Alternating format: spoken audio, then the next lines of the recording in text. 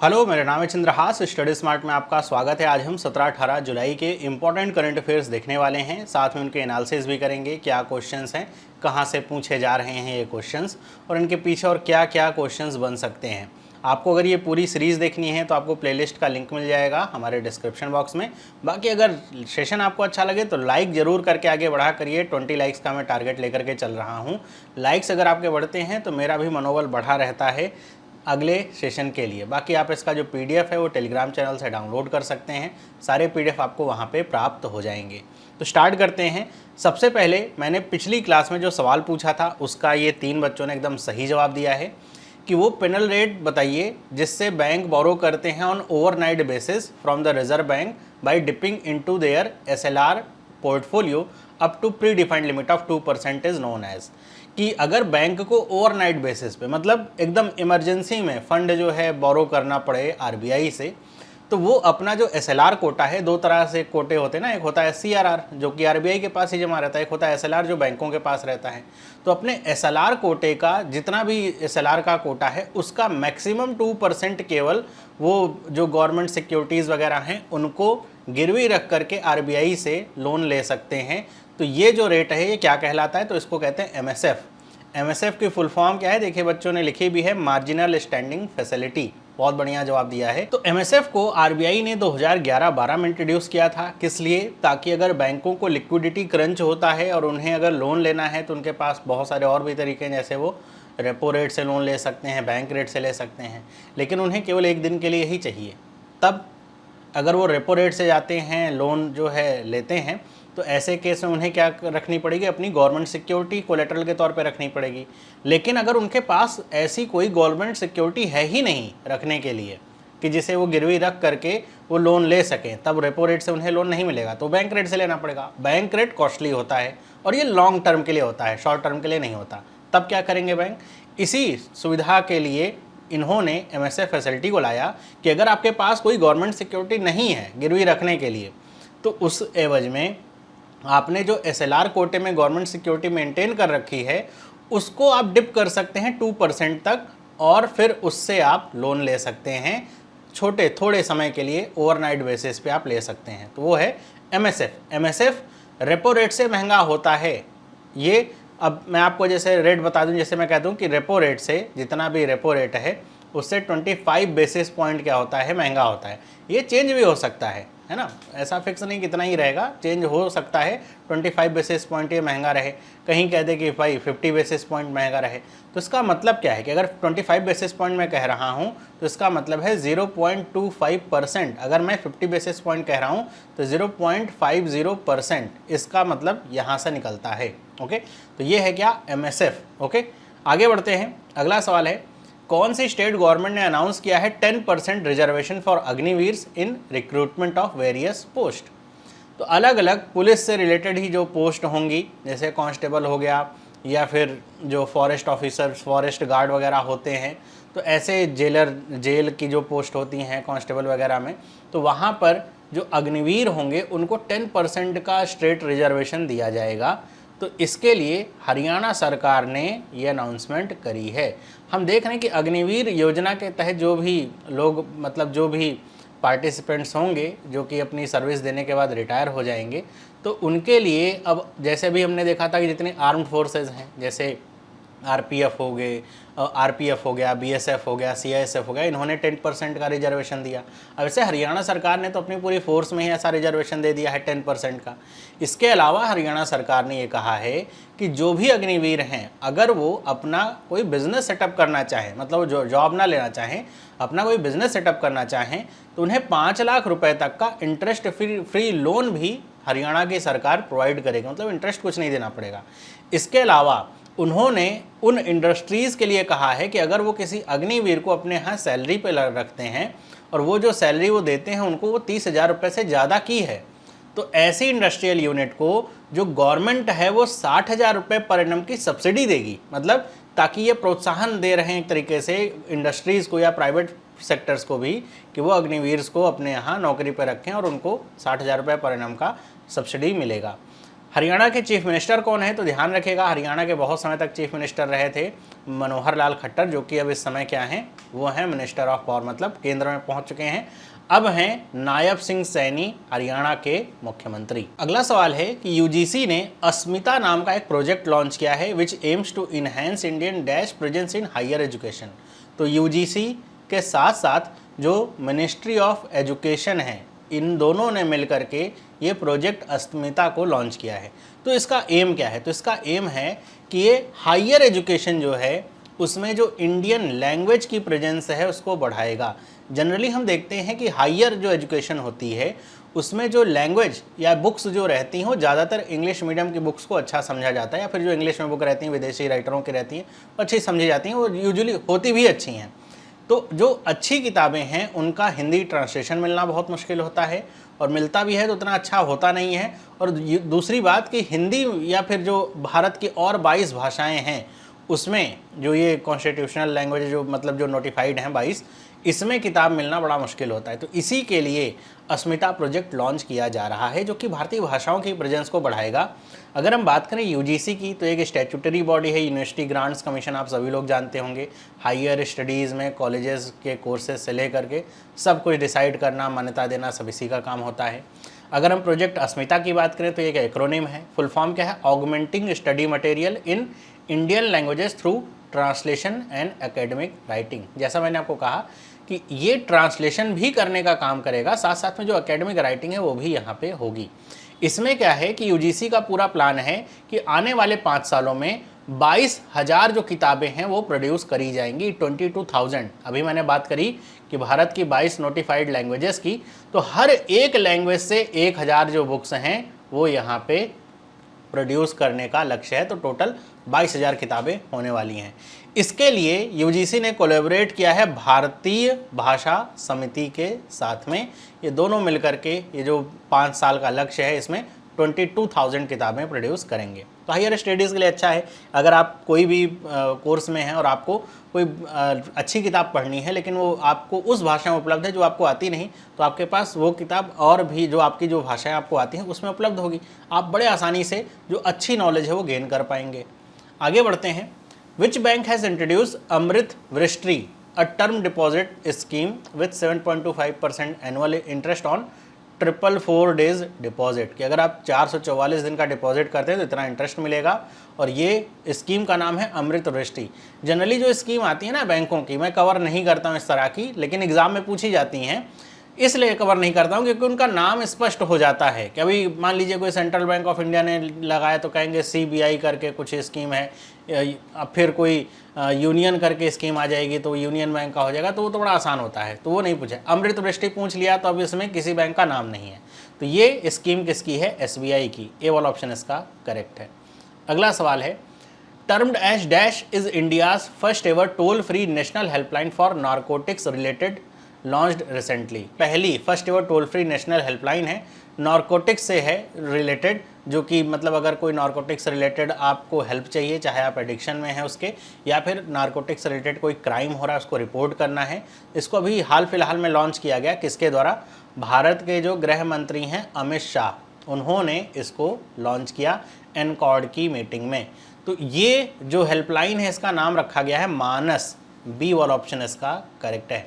India की पहली helpline है, इसलिए इंपॉर्टेंट सवाल है। मानस का फुल फॉर्म क्या है? मादक पदार्थ निषेध आसूचना केंद्र। ध्यान रखिएगा, सूचना नहीं, आसूचना केंद्र इसका फुल फॉर्म में नाम है।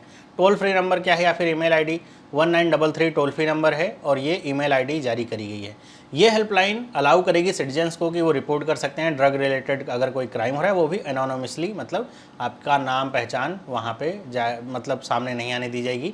दूसरी चीज़, अगर आप ड्रग अब्यूज़ या एडिक्शन के शिकार हैं तो भी आप असिस्टेंस ले सकते हैं इस हेल्पलाइन की मदद से। आगे बढ़ते हैं। पॉल कगामे को बनाया गया है या फिर नियुक्त हुए हैं या फिर इन्होंने चुनाव जीता है चौथी बार, कौन से देश के प्रेसिडेंट बनाए गए हैं? तो ये 4th टाइम है और लैंडस्लाइड विक्ट्री इनको मिली है। तो ये हैं रवांडा के प्रेसिडेंट। सी वाला ऑप्शन इसका करेक्ट है, अफ्रीका का देश।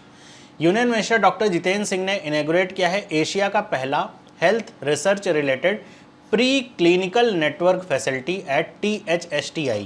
ये कहाँ पे स्थित है या फिर ये जो फैसिलिटी है, ध्यान रखिए, ये सिर्फ इंडिया की नहीं, पूरे एशिया की पहली फैसिलिटी है जो कि इंडिया में इस्टेब्लिश हुई। इससे पहले ये यूएसए में है, कुछ जो है यूरोप में है और कुछ आपकी ऑस्ट्रेलिया में है। तो इसके बाद जो भारत में है वो इस तरह की 9वीं फैसिलिटी होने वाली है। ये फरीदाबाद, डी वाला ऑप्शन इसका करेक्ट है, वहाँ पे इसे लॉन्च किया गया है। अगर हम बात करें इस फैसिलिटी की, प्री क्लिनिकल नेटवर्क फैसिलिटी है जो कि THSTI में जिसको मतलब यहाँ पे चुना गया इस इंस्टीट्यूट को, इसकी फुल फॉर्म है translational health science and technology institute. ये एक अच्छा इंस्टीट्यूट है जिसको यहाँ पे चुना गया इस नेटवर्क के लिए। ये जैसा मैंने बताया कि पूरी दुनिया में अपनी तरह की 9वीं ये जो यहाँ पे लैब होने वाली या फैसिलिटी होने वाली है। अब आपको नाम से स्पष्ट हो रहा है कि ये प्री क्लिनिकल नेटवर्क है। मतलब आप ये देखते होंगे कि बहुत सारी बीमारियां हमको होती हैं, उसके ऊपर बहुत सारी वैक्सीन्स या दवाइयां बनती हैं, लेकिन जब दवाइयां बनती हैं तो डायरेक्टली वो हमारे ऊपर नहीं टेस्ट कर दी जाती हैं। पहले उन्हें जो जानवर होते हैं ना, एनिमल्स पे क्या किया जाता है, टेस्ट किया जाता है। तो एनिमल्स पे टेस्ट करने के लिए ही इस तरह की फैसिलिटी काम आती है। और एनिमल्स यहाँ पे देखा जाए तो 75,000 माइस यहाँ पे होंगे और ऐसे बड़े छोटे मोटे जो एनिमल्स हैं जिन पे दवाइयाँ टेस्ट होती हैं वो यहाँ पे होंगे, जिन पे अलग अलग जो दवाइयाँ हैं, वैक्सीन्स हैं, उनकी टेस्टिंग होगी और उनका क्या परिणाम निकल रहा है वो सब चीज़ें यहाँ पे होंगी। और ये जो आपका ये जो नेटवर्क है किसके कोरिलेशन के साथ है, तो ये है epidemic preparedness innovation, CEPI, correlation of epidemic preparedness innovations इसके अंतर्गत आता है।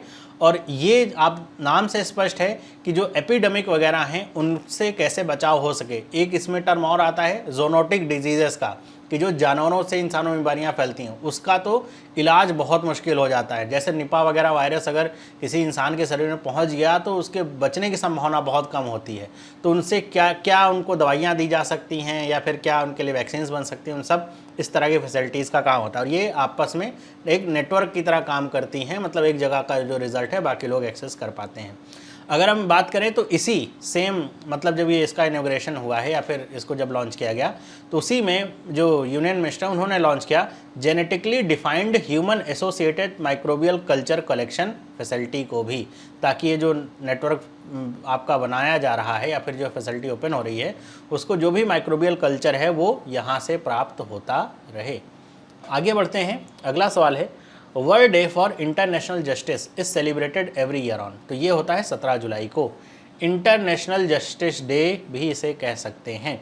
तो इसकी अगर बात कर रहे हैं, नाम से या स्पष्ट है आपको पता चल गया, तो इससे रिलेटेड एक इन्फॉर्मेशन आपको ये पता होनी चाहिए कि दुनिया में इंटरनेशनल क्रिमिनल कोर्ट भी एक है। मतलब जैसे हमारे देश में अगर कहें सर्वोच्च कोर्ट कौन सी है तो हम कहेंगे सुप्रीम कोर्ट, ऐसे एक पूरी दुनिया को मिलाकर के इंटरनेशनल क्रिमिनल कोर्ट है जिसको 2002 में बनाया गया था। और इसका ये जो सवाल है कि इसका हेडक्वार्टर कहाँ पे है, बहुत बार पूछा जा चुका है। ये है द हेग, एक ई यहाँ पे होगा नीदरलैंड्स में।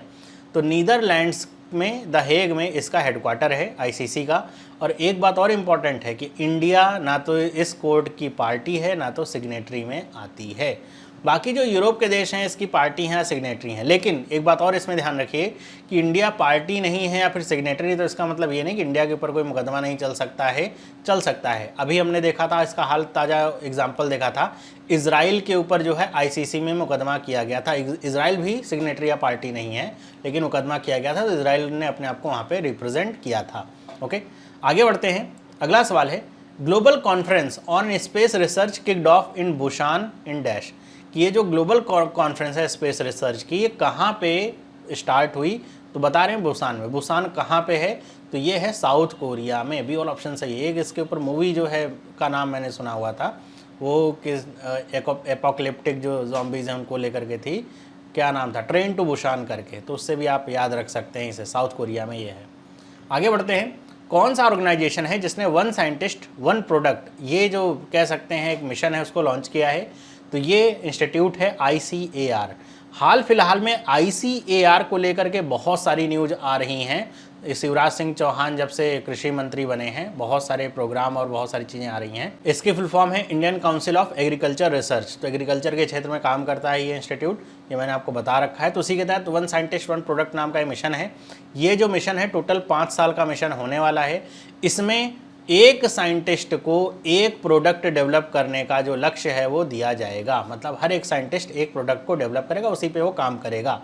और ये जो प्रोडक्ट होंगे कृषि से रिलेटेड होंगे, किसी तरह की जो क्रॉप्स हैं उनके जो नए तरह के बीज हैं वो बनाए जाएं, कोई नई टेक्नोलॉजी लाई जाए जो कृषि में सहायता करे, तो उन सब से रिलेटेड होगा। एक साइंटिस्ट एक प्रोडक्ट को यहाँ पे लॉन्च करेगा या उसके ऊपर काम करेगा, या फिर कोई नया रिसर्च पेपर लिखेगा, वो एक ही प्रोडक्ट पे काम करेगा।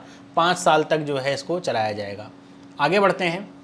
84,119 चिल्ड्रन रेस्क्यूड अंडर ऑपरेशन नन्हे फरिश्ते by dash in last 7 year, कि पिछले 7 सालों में 84,119 चिल्ड्रंस को रेस्क्यू किया गया है। किसके तहत? ऑपरेशन नन्हे फरिश्ते। इसका भी नाम याद रखिएगा। ये किसका ऑपरेशन है? तो ये ऑपरेशन चलाता है RPF, railway protection force, RPF. मतलब जब आप ट्रेन वगैरह में जाते होंगे ना, तो वहाँ पे आपको देखते होंगे कुछ लोग जो बंदूक लिए खाकी वर्दी में टहलते रहते हैं आपकी सुरक्षा के लिए, तो आरपीएफ के जवान होते हैं।